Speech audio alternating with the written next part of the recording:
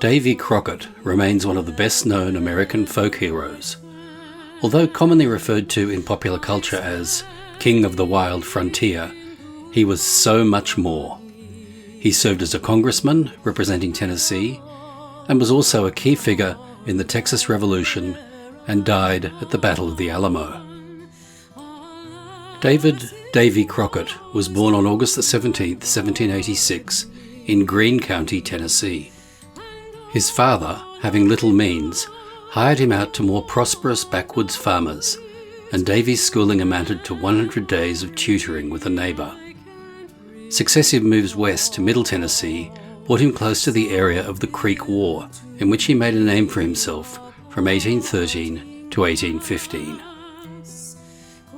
In 1821, he was elected to the Tennessee legislature, winning popularity through campaign speeches filled with yarns and homespun metaphors.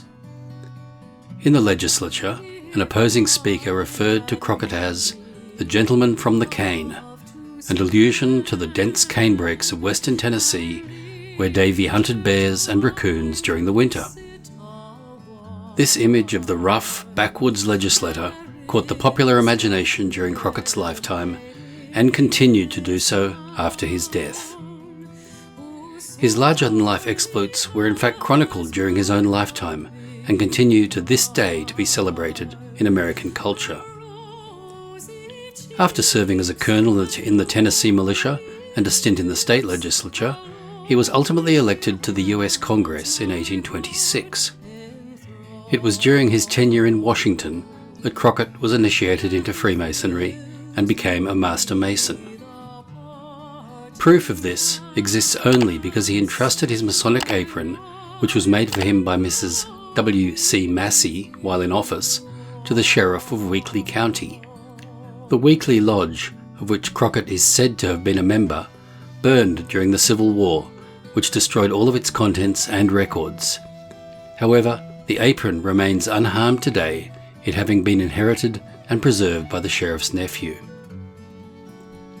Although initially elected to Congress as a staunch supporter of President Andrew Jackson, who was also a Freemason, Crockett came to oppose several of Jackson's initiatives, which eventually caused him to lose his seat in Congress due to the popularity of the president.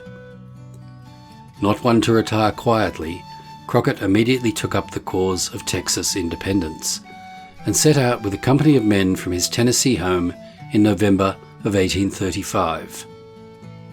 Before leaving, he entrusted his Masonic apron to his local lodge, where it remains to this day. His daughter Matilda later recalled the last time she saw her father. He was dressed in his hunting suit, wearing a coonskin cap, and carried a fine rifle presented to him by friends in Philadelphia. He seemed very confident the morning he went away that he would soon have us all join him in Texas. This, unfortunately, was never to be. Crockett arrived in Texas after a 2-month journey and immediately enlisted as a volunteer.